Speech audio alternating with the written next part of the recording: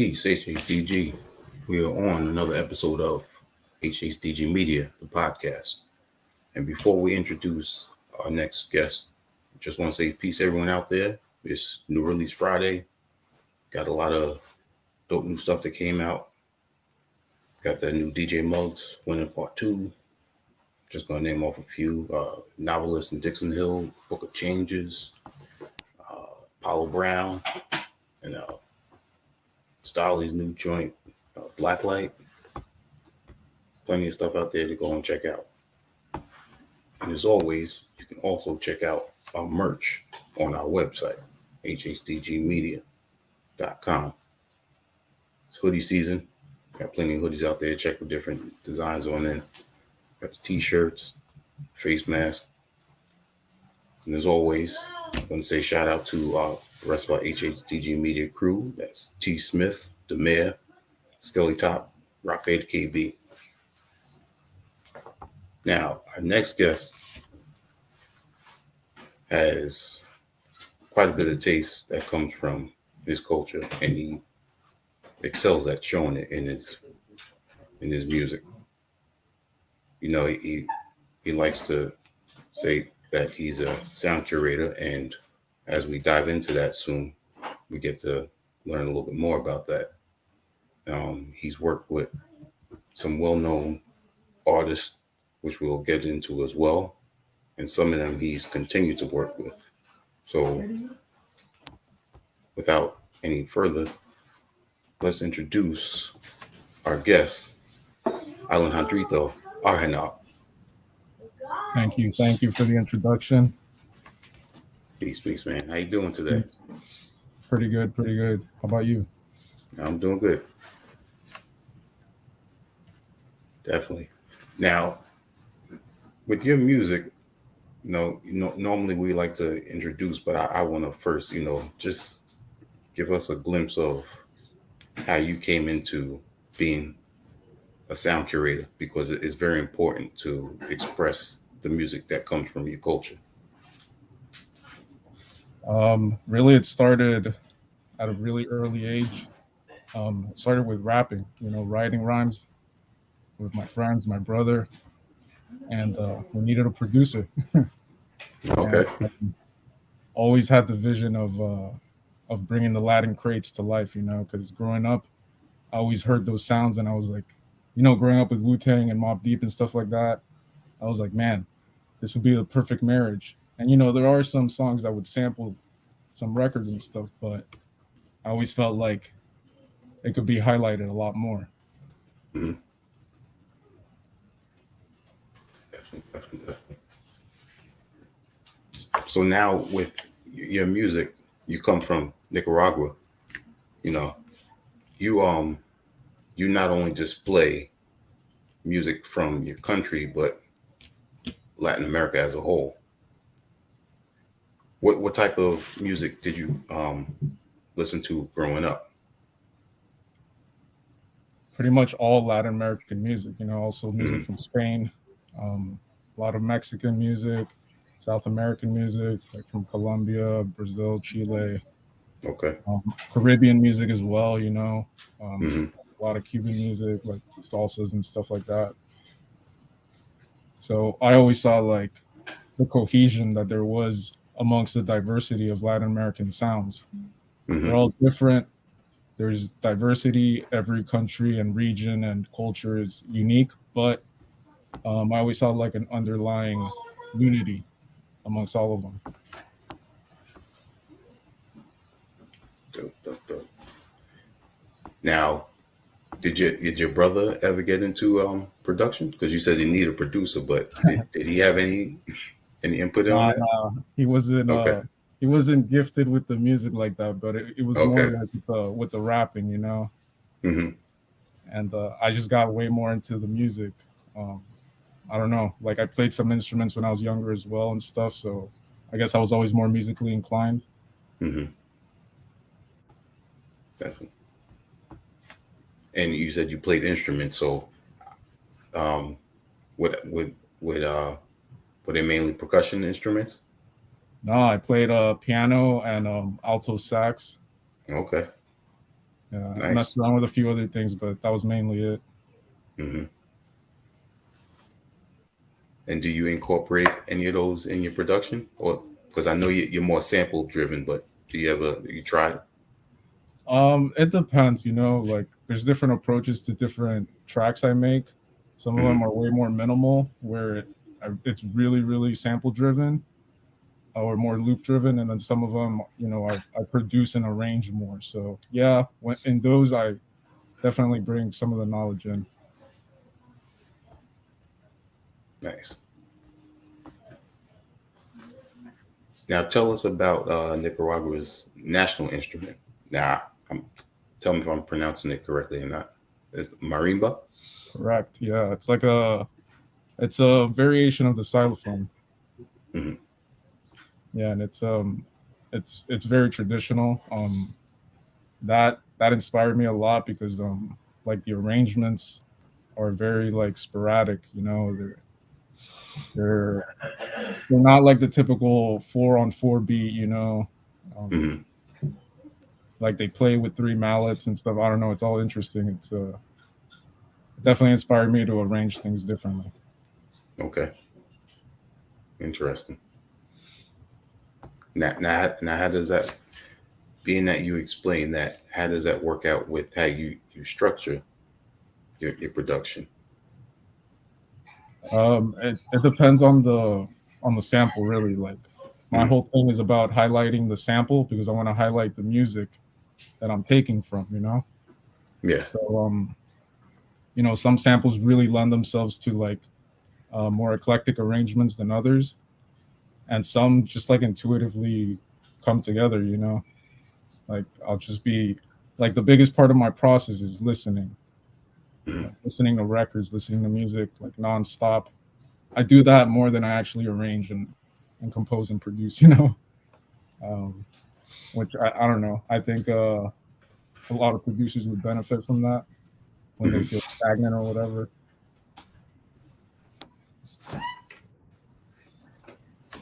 And with that being said, you said that, and I checked up because I got to be prepared. So you like using women's vocals on your production. Tell us why that's important for you. Um, I think well, there's a lot of reasons as to why, but I think as an instrument, their vocals are just like they just evoke this like emotion that the male vocalists don't.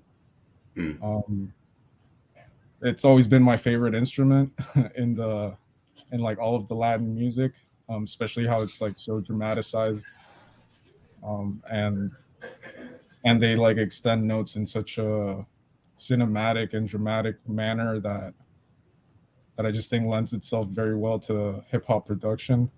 Hmm. And and my dream was always like my vision was always like kind of like, I don't know if you're familiar with the composer Adrian Young. Yes. Hmm. Yeah, so like I always imagined myself as like a Latin American Adrian Young, Okay. except I don't do, of course, I don't do anything near what he does. He's obviously incredibly talented and gifted, and I'm just sampling. But I envision my records kind of like, you know, a Latin American Adrian Young, and it's led by some old school female vocalist. Okay. Nice. Yeah. Well, you definitely got something similar with him aside from just being a producer, and you already explained that you spend more time listening to music and dissecting it.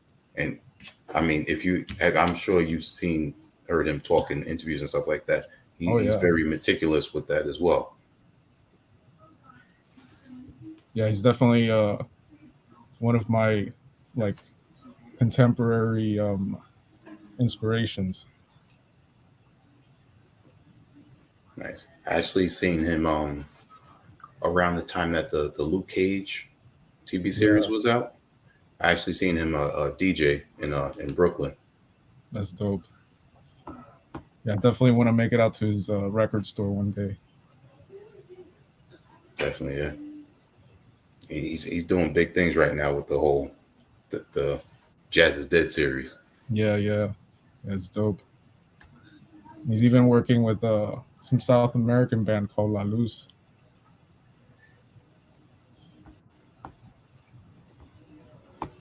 Yep.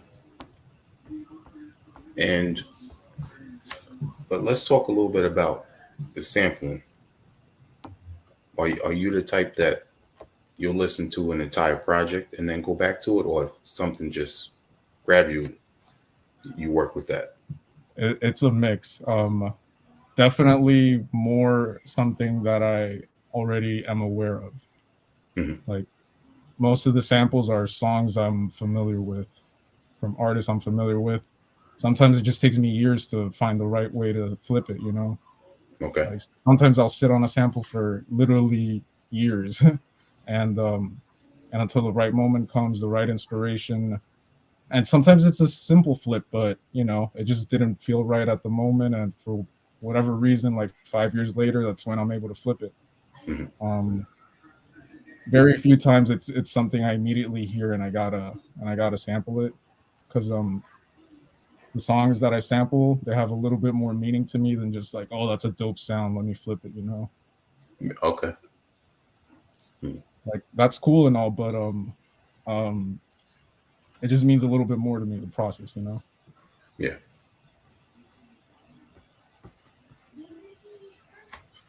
So, with that being said, at that moment, you might just in your process of doing it remember a particular song from a project, and then you go back to that, and then you bring it into what you're doing.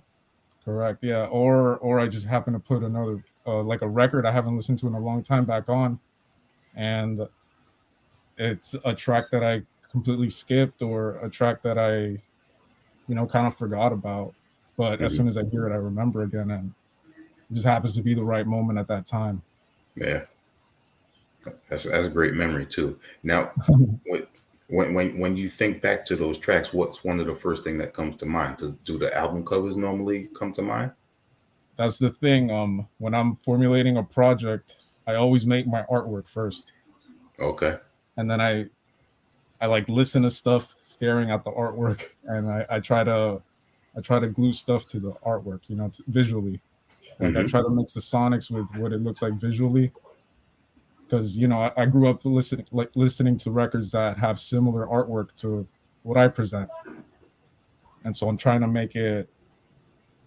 deliver the same kind of product, you know. Yeah. And with most of your projects, they're in Spanish, Yeah. hmm even down to the song titles.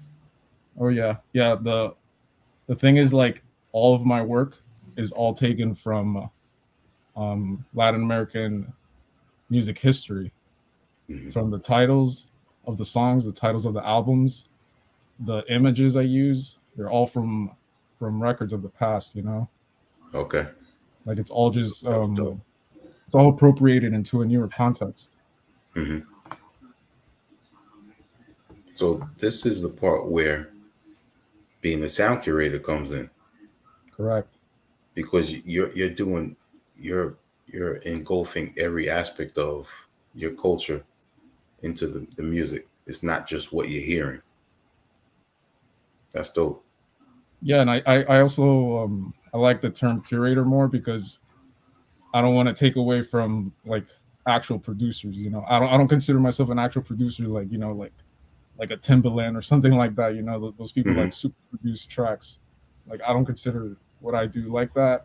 I see myself more in the line of like, you know, like a Q-Tip or like a Rock Marcy, um, where it's just like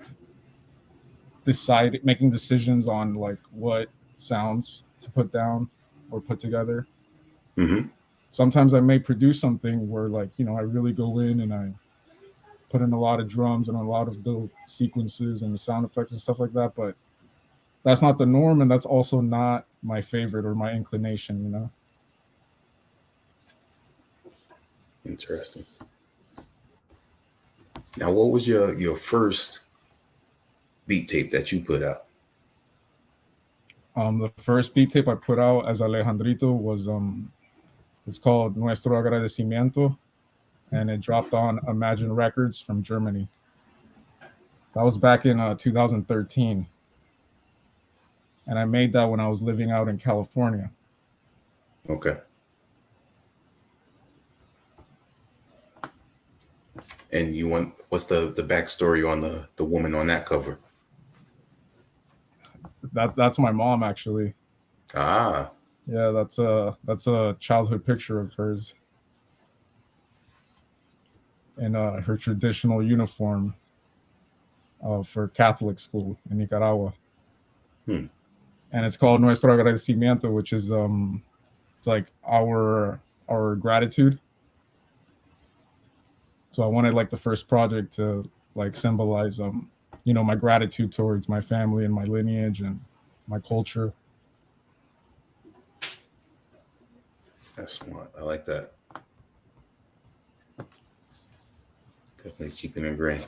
And what about the samples used on your first project? A lot of them come from Colombia. There's some, and there's also some Brazilian samples in there. And then there's a couple samples from a very popular I believe she's a Swedish singer, but she sang a lot of songs in Spanish. And her name is Jeanette. She's very popular, but these tracks just like fit well, and I think I flipped them nicely.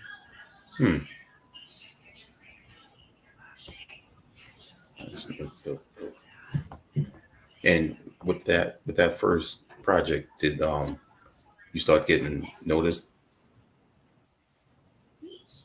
Yeah. It had its little popularity in the beat scene. I used to be pretty involved in the beat scene, as it was called back in the days. I don't know if it's still around because I'm not too involved in that. But it was like a collective of producers that mainly made instrumental music. And that was my intention at the beginning, just to make instrumental music, because I wasn't really feeling the underground rap scene.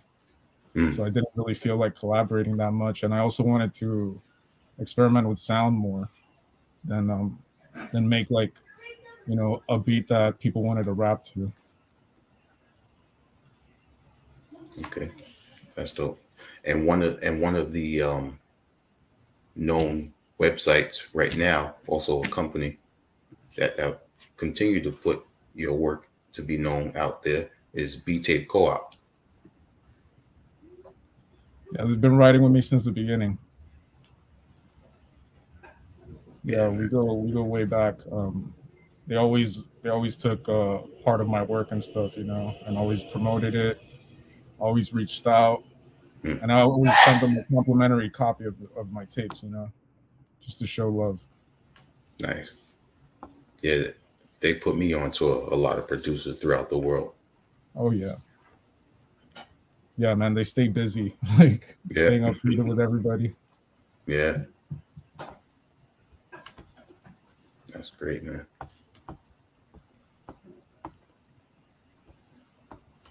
So let's talk about your importance of beat tapes, because part of that name comes with the cassettes. And mostly, I think almost all your projects that are physicals, you made sure that they were on cassette. Growing up, is that what you listen to a lot of music on? It's a mixture of things. One of them is definitely an homage to my very first hip hop experience, which was listening to ODB's tape, Enter 36. That was like the first hip hop track I heard, and I heard it on tape. And yeah, grew up listening to tapes, but also I think the cassette format lends itself to my style of work. I really like playing with quality, lo-fi quality specifically. Yeah. And I also like I see the stuff I do more as like sketches than like finalized oil paintings. I feel like that's what vinyl is for, like more for like finalized, really polished oil paintings. And for me, it's like a sketchbook. I have more fun doing that, and I like them as artifacts too. The cassettes. Dope, dope, dope. And which was your first project that you actually had on cassette? Uh, the Nuestro Agradecimiento, very first That one I was the dropped with first one. Imagine Records. Okay. Yeah. They also dropped that one on vinyl CD. Oh, okay. But I always wanted to make sure that I moved forward with cassettes.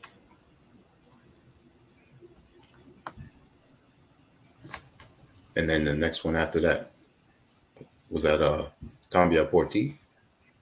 Yeah, that one I self-released. Um, yeah, that one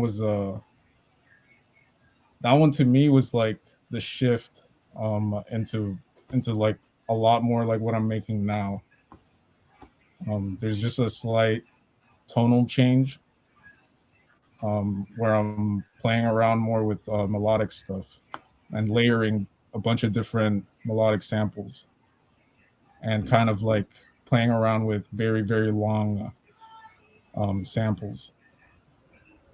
In the first one, I was still a lot more beat oriented, Mm-hmm. but I also switched back and forth on my project and from track to track as well. But this project, I feel like it was where I got comfortable with experimenting with sound a bit more. Yeah, one of my favorite tracks on there. I think it was either 5 or track 6. It was C. Yeah, yeah, yeah. Very, very dusty sample. Mm-hmm. Yeah. Yeah, yeah. And then at the end, she's like vocalizing a lot the same C over and over. Dope, dope. And then you started actually working with the MCs, and you did a project with Meth Luciano. Yeah, yeah, How'd yeah. you link up with him? Before that, I did Grapes of Wrath with Casablanca Yeah, predominantly, that's right. Yep. and Noah and Riggs. Yeah, I don't know. At that time, I had I had seen a lot of dope MCs coming out, and I was like, I think it's time for me to start collaborating and experiment with this and see if people like fuck with the sound. Because I don't know. I think it sounds dope. There's not a Definitely. lot of Spanish loops or samples being used. Hmm. That's true. And then with most producers, I mean, they use music from different genres. You want to keep it within the culture, and there's absolutely nothing wrong with that because you got a wide range of music all over the world with that. Yeah, yeah, that goes back to what we were talking about. Like, I'm not a crate digger like that. I pick up a stack of records and like start, just searching for a dope sound. I go to the Hmm. record store and I look for specific things. Or if I see a record in Spanish that I never heard before, I'll get that. But I'm not gonna get like some jazz Japanese record. Hmm. Like it's just not my thing. Yeah. And going back to, I didn't want to go off real quick, but you were still Yeah. talking about the grapes project, and you had actually I want to show that real quick. You got the cassette with that. Thank you for that. Tell us how you linked up with these MCs on there. Like you said, you got Riggs, Casablanca, Noah the Flood, Yeah. Tito the Czar.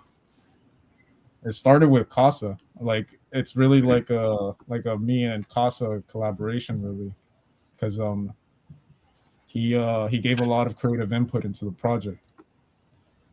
Like I presented him with I reached out to him first and I was like, yo, like I fuck with your style heavy. Like you remind me of like some Killer Army or something like that. You know, like Mm, sounds super dope. And he was like super down when he heard my sound. Um, and I send him like a handful of beats or something, and he just like was down to rock with everything I sent him. And he even like okayed the artwork and came up with the title for the album. So wow. like yeah, it was a collaborative effort. He mixed some of the songs as well for me. Um, and he got Tito the Czar on it, and That's dope. um, and same with Noah. Like I just reached out to Noah, and he was fucking with the sound, so he was like, yeah, man, I'm down to collaborate. And same with Riggs, you know. Like I've been pretty blessed that the artists I like happen to like the stuff I'm making, you know. That's great. So I mean, you got Casablanca's dope, and you know Yeah, his delivery and his energy, like you were saying, it's always up there like that. yeah, He actually he just dropped a single today. yeah. I know. I Uh, saw. the Molly thing with Noah the Flood on there, Yep. and then Noah the Flood just recently dropped. I think it was the second single yesterday with Yep. the Beat Junkies D Styles. Yeah, them dudes is always working. I know, man. He puts out work like crazy. And yeah, they're two of my favorite underground MCs. So I feel totally honored to have collaborated with them and to continue to collaborate with them. Continue, yeah, absolutely, yeah.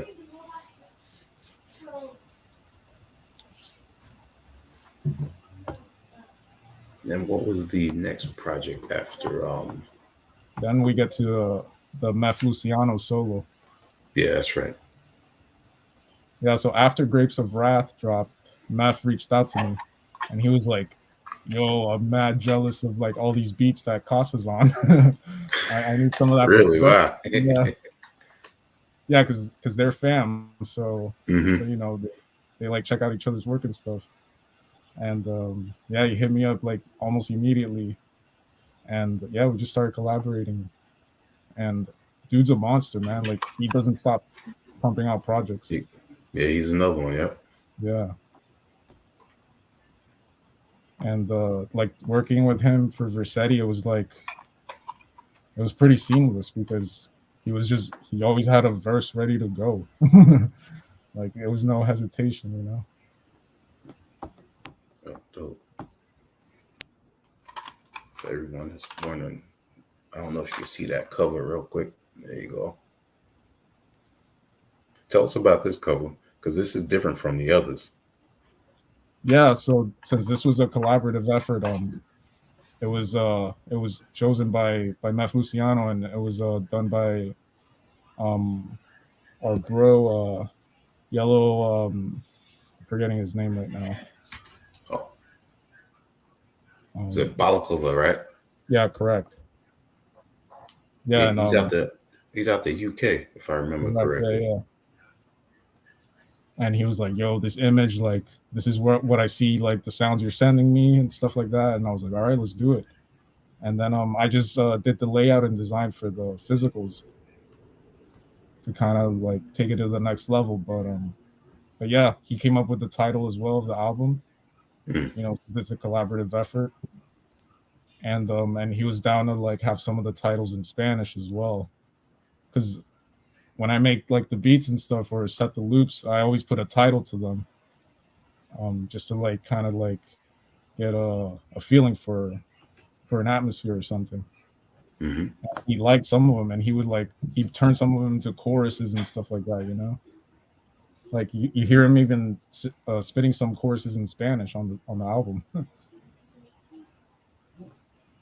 Yeah, I know for a minute when I first discovered Yellow, he was putting out a lot of stuff. Yeah, You know, he's putting out some stuff with members from Home Team. I'm not sure if you're familiar with them. nah. Killy Shoot and Lupus Day. I know he was Mm. working with them for a minute. Yeah, but he was yeah for a minute he was putting out a lot of stuff, and then I noticed on most of those singles that he was putting out, he was the one actually doing the covers as well. Yeah. Yeah, no, he stays busy.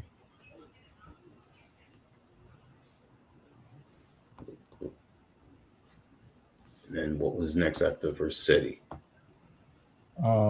Then I That did was another solo beat tape with a few features called Canciones que no se olvidan, which is like memorable songs or unforgettable songs.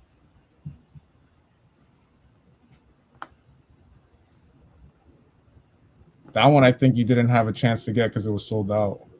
yeah, that one was sold out. Yeah, Yeah, and that one I had the honor of working with Jay Nice, also one of my favorite underground MCs. yeah, he's a beast. Yeah. And then he also had his cousin on there too, Rush. Yeah, exactly. Yeah, Rush hit me up first, and then I linked up with Jay Nice after that when I found out they were cousins because I had no idea, but I was a fan of both of them. Yeah, I didn't find that out until maybe like a year ago. I think we were related. Yeah, man. No, and they're cool. They're cool people. Mm-hmm. Shout out to them. Yeah, And yeah, and definitely. then I had a couple tracks with Noah the Flood as well, and the single with Meth Luciano.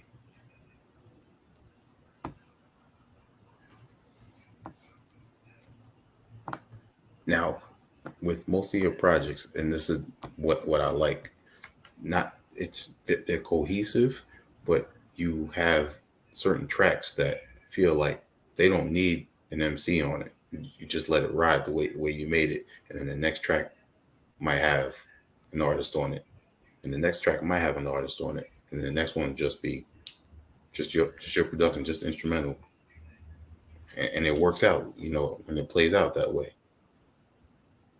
Thank you. Yeah.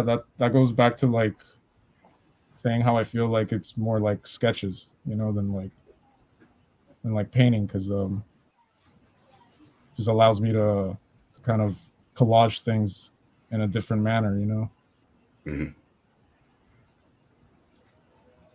And the way you do that, a lot of older Latin music, if there was a singer on it, there'd be a certain portion of the song where it would just be just the instruments playing, and it's very similar to jazz music and a lot of the old soul and funk music. They was the same way.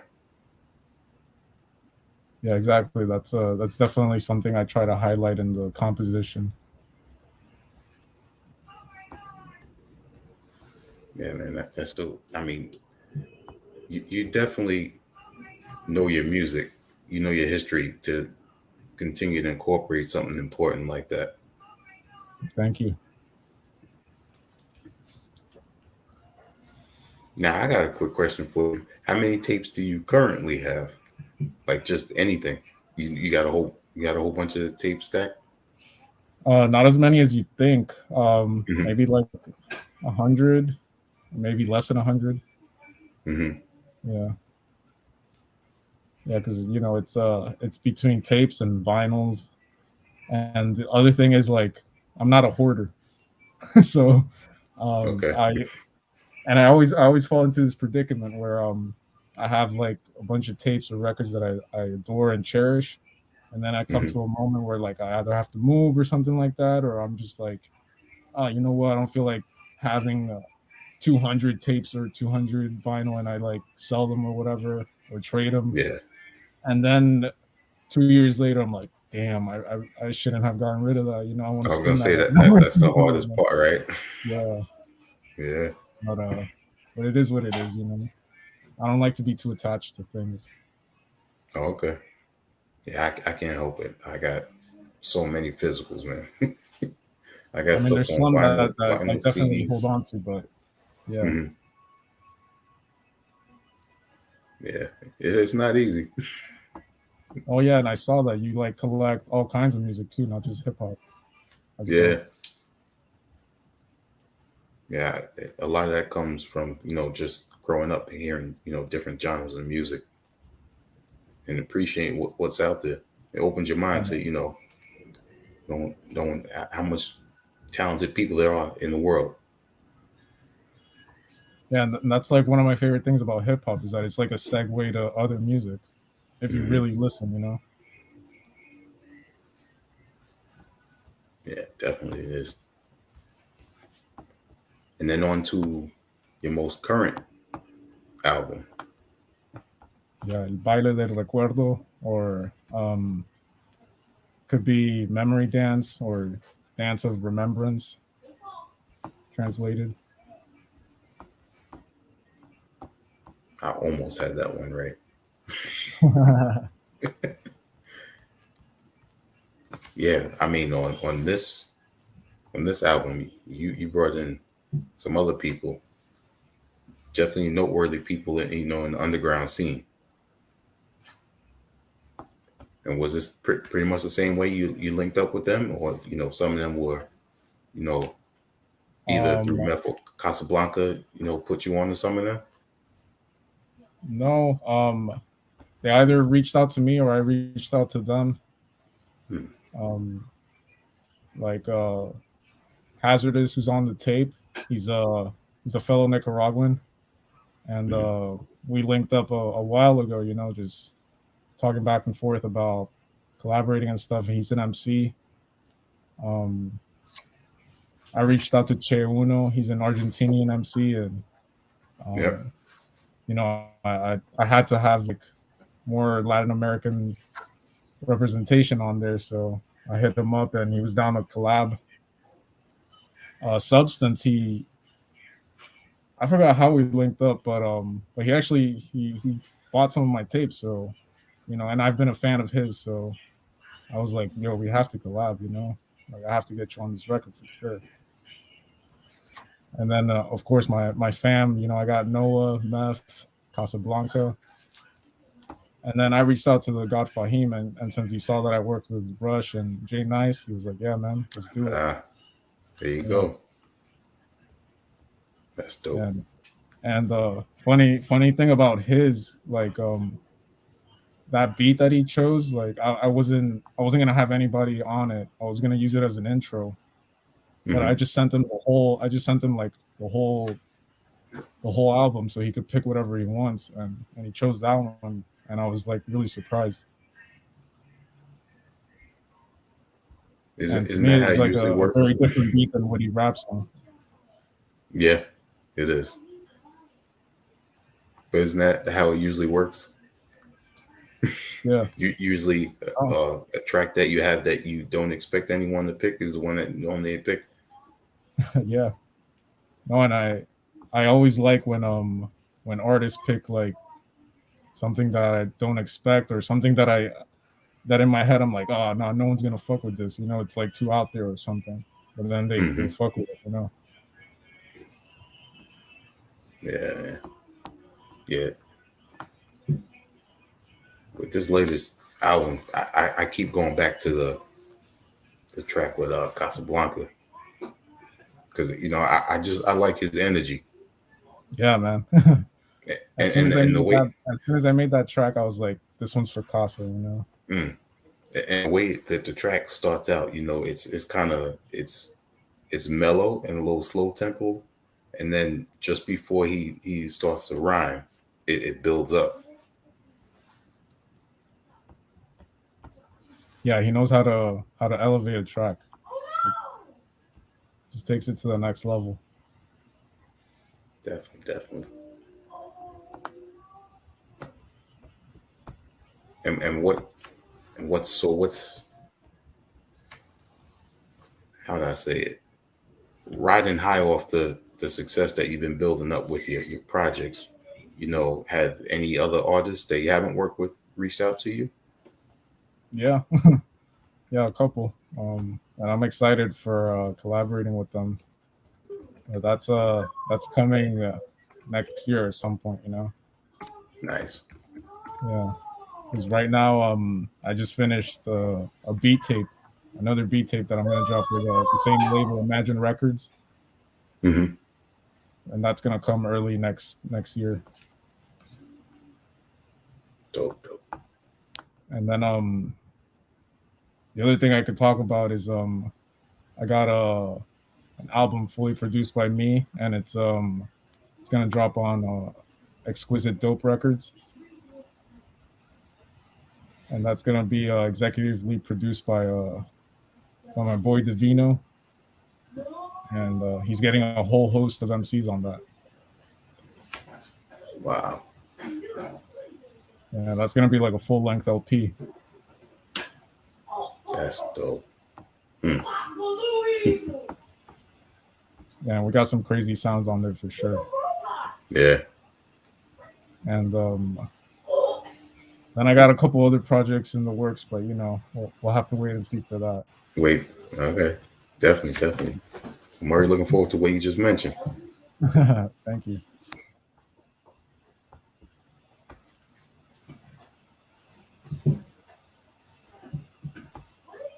And who was someone else that I wanted to ask about?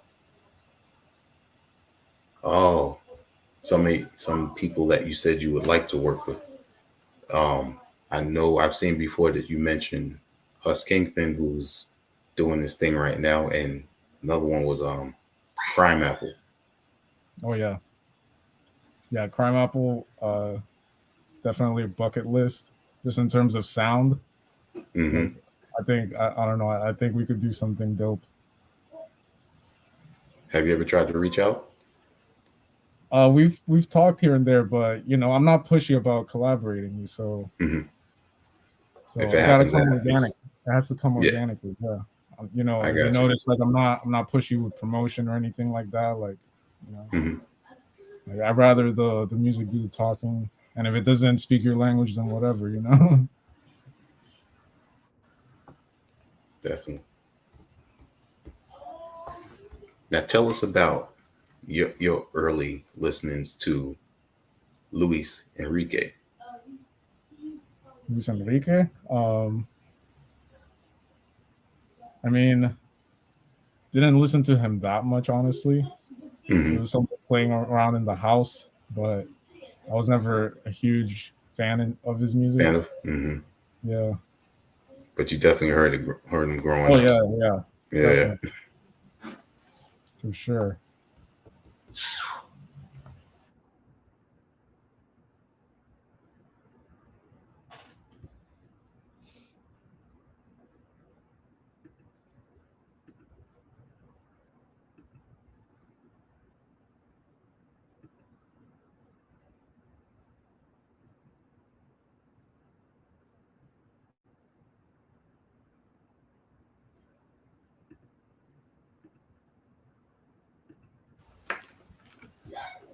Are you still there? Yeah. Oh, sorry about that. I Looks broke like I up for a lost. sec. Yeah, it looks like I lost my connection for a second. Give me a second. All right. Oh, what I was sorry, lost my train of thought real quick. Messing with that. What I was about to say was, since we're on the topic of Latin music, and being that you're in Miami, I want to ask you about Miami Sound Machine. Got any memories of them? Just playing around here and there, but not really memorable memories, honestly. Mm. Yeah, but that's dope that you have that. Ever think of using Gloria's sample? Too commercial. Too commercial? Yeah, I try to stay away from like the super well-known records. Some, I might take a very small sample from like, I don't know, like a Jose track or something like that, but I try to keep that to a minimum. Yeah, that's dope. And I got one more. I got this other record. It's not anything well known, but it's Brazilian music. Let me see that real quick. Carnival in Rio. Oh, dope. That's dope. What are some of your memories of using Brazilian music? It's mostly Brazilian ballads, or like a bossa nova Mm-hmm. percussion or something like that. That's main. I try to stay away from the vocals because I don't speak Portuguese, so I don't really know what I'm Mm-hmm. It's a sampling little different. Yeah. Mm-hmm. if it's the vocals. That's the other thing. Like when I sample the vocals, like I try to take a specific thing that they're saying. It's not just like random.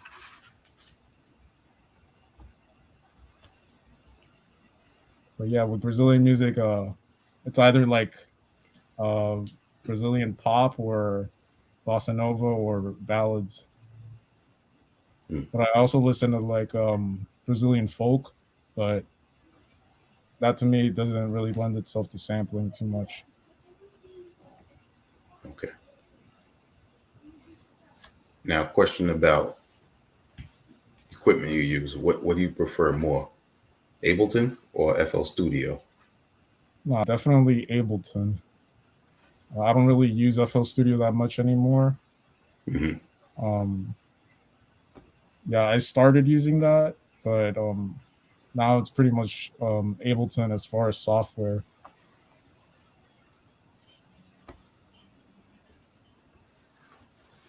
SP303 or the 404?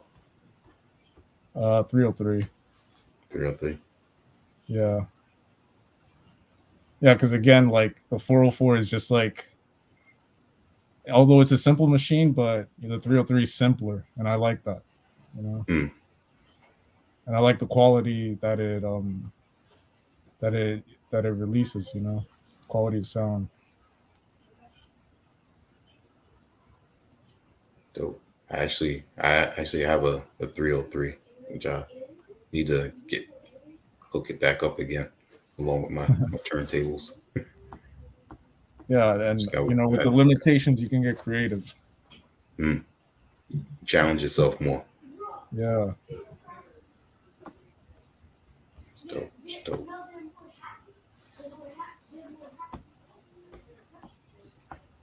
So with these projects, you know, I'm wondering if there's been anyone else that has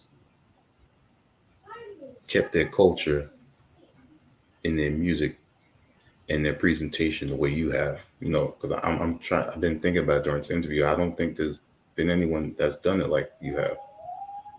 Mm. I mean, there's a lot of projects that do like bodega themed stuff, or like like like Latin American product themed, Mm. like Mm-hmm. Bustelo bricks, or stuff like that. Like but as far as like tapping into the musical past and highlighting it, I can't I can't think of one. Yeah, I Or definitely even can't. like like highlighting like Latin American indigenous culture, something like that. I don't know anyone that does that. There might be, but I don't know. Dope. Now, out of all your projects, if someone was to recommend your music, which would be the first project that you would say they should listen to? Hmm. I mean, I would say the most digestible one, like if you're really into underground hip hop, is my latest, Mm-hmm. Baile del Recuerdo. If you're if you like underground hip hop, but you like want to listen to more interesting sounds, I would say the one prior to that, Canciones que no se olvidan. And if you just want to hear like music, I would say check out any of my beat tapes. Um, Starting with the first one, I think a lot of people like the first one still to this day. Mm-hmm. You get a lot of people telling you that. Yeah, yeah. Mm. I've even seen it like on eBay going for like $100, which for me that's ridiculous. It's not anything to brag about. But it's just like, some people really like it. Yeah. And I just put that in the comments for everyone to go check that out. Thank you. Yeah. Yeah, definitely.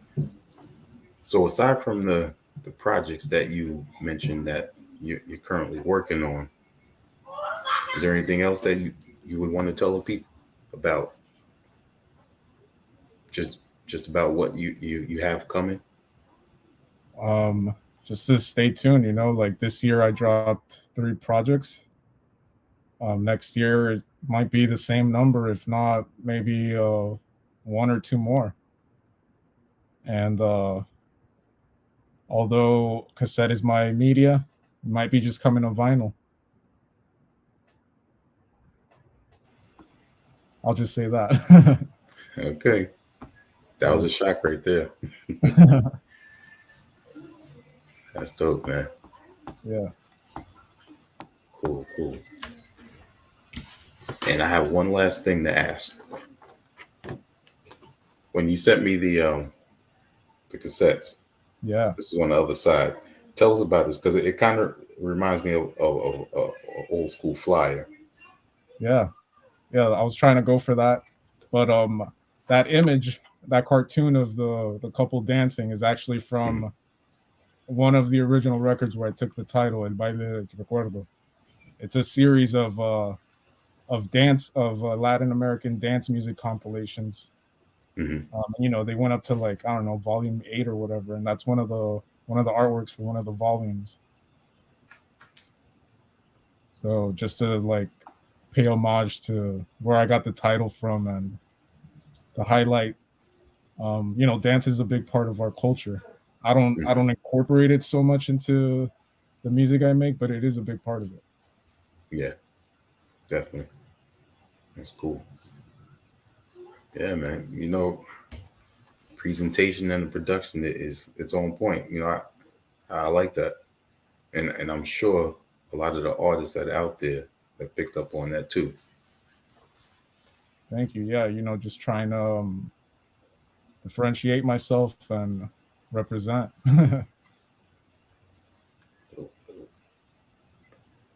If there was any music out there that you would want to listen to right now, what would it be? Huh. What do you mean? Like say when this interview is over, what would be the first thing that you would go listen to? Uh, Probably some hip hop. Probably some West Side Gun. You know, Okay. like that stays on rotation heavy for sure. Yeah. Yeah. Yeah, Dope, he dope. actually uses a lot of, or whoever he works with, they use like a lot of Latin samples, and I've been noticing. I'm like, oh Mhm. damn, I got that on record. I should have flipped that. Yeah, I mean his main producer is still Derringer. Yeah, and Camouflage Monk too. Yeah. Yep. Dope, dope. So eh, since we speaking about West Side Gun, did you like side A or side B better? Um, I like both. Like Hmm. I love both. Stay on heavy rotation, but personally, I probably like side A more. Hmm. It's just it flows a little bit better for me. Side B has amazing tracks, but I feel like the flow of the album isn't as good as side A. And Hmm. side A has Stove God all over it. You a big fan of Stove God? Hell yeah. Yeah. Okay. Yeah. Reasonable Drought on tape and vinyl. Nice. Yeah. Yeah, Rock Mossy definitely laced him on that. Yeah, exactly. And he used a sample that I have too, and I was like, damn.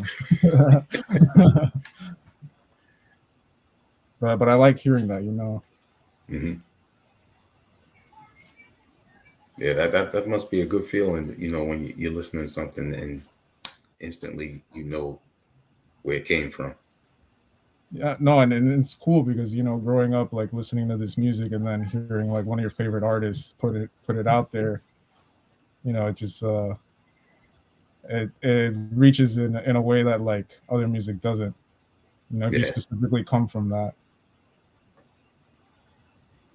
yeah, that's Got to be a great feeling. Cool, cool. Definitely, man. I appreciate you taking the time out.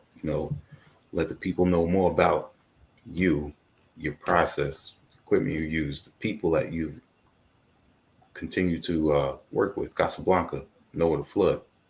You know, I mean, it's gonna help elevate you even more. Definitely, and with the latest project, seeing the names out on there and actually hearing them over your work, it's dope. It's really great. Thank you, man. I appreciate the support. You copped all the physicals, and thank you for having me on here and asking me some dope questions. Like allowing me to give some insight into my work. Definitely, definitely. This we try to keep this a platform where we allow the guest to speak. Not gonna drill you with silly questions or not really know the person that we're speaking with. Yeah, I appreciate that, Def- man. That's cool. Definitely, man. Alejandrito Argenal, give your shout outs where the people can reach out for you to get your music. Well, shout outs to all the artists I've worked with. It's been an honor, and I hope to continue to work with more artists. And you can reach me on IG, Alejandrito Argenal, or on Bandcamp, Alejandrito Argenal, without the ñ, just the N, at Bandcamp. .bandcamp.com. You can find me on Spotify, Tidal, Apple Music, YouTube, whatever. And also shout outs to Imagine Records for holding me down. And Definitely. catch my next beat tape dropping soon with them. You heard that first. And on behalf of our HHDG Media crew, Rock Vader KB, the Mayor, Skelly Top, T Smith, and myself, Wiki, we're gonna say peace.